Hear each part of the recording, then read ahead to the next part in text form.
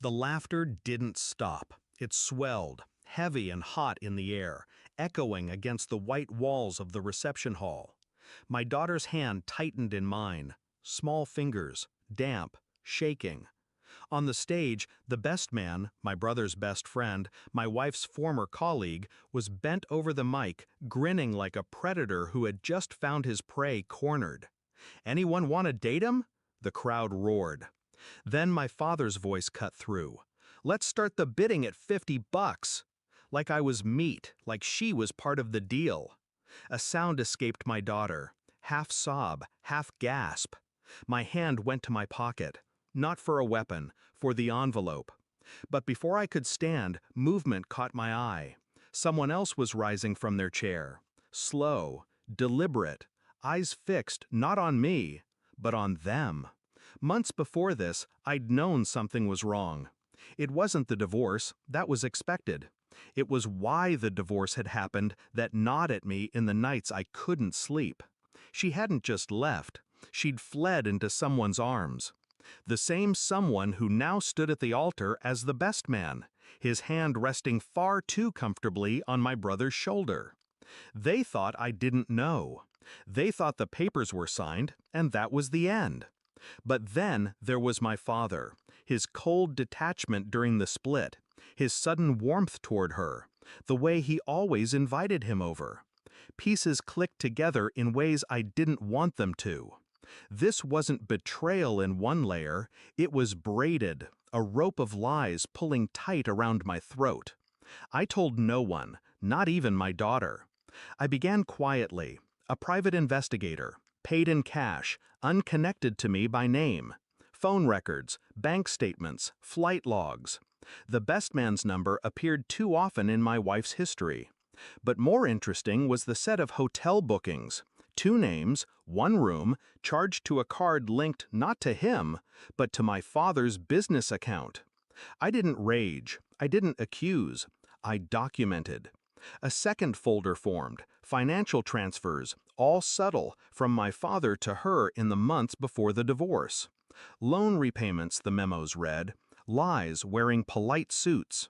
Then the photos came. The best man, my wife, my father, in the same restaurant, same table, same smiles.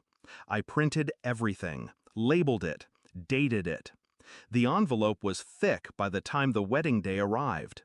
I slid it into my jacket pocket, knowing I wouldn't need to search for the right moment.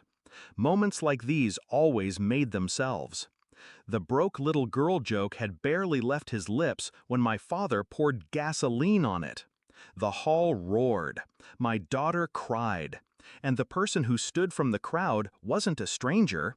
It was my investigator. Suit pressed, expression unreadable.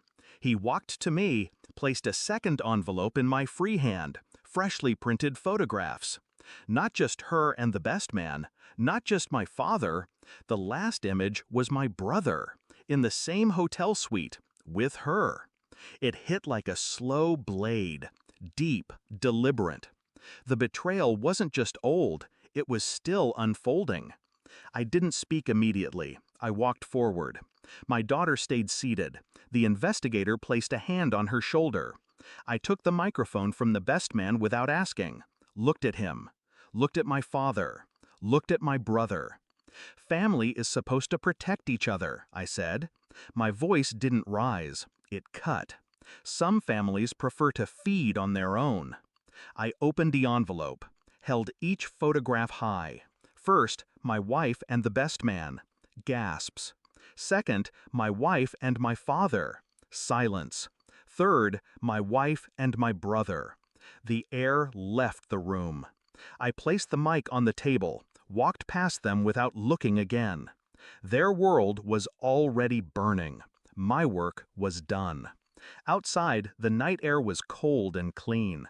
Behind me, there would be shouting, denials, tears, the sound of reputations collapsing under their own weight. I didn't need to see it. I had no interest in whether they tore each other apart or pretended nothing happened. They had shown me who they were, and I had given them the mirror. I took my daughter's hand. Her grip was still tight, but her breathing had steadied. We walked to the car without a word. The wedding would go on without us. The truth would not. Some endings aren't loud. They're a door closing softly, and the sound of footsteps never returning.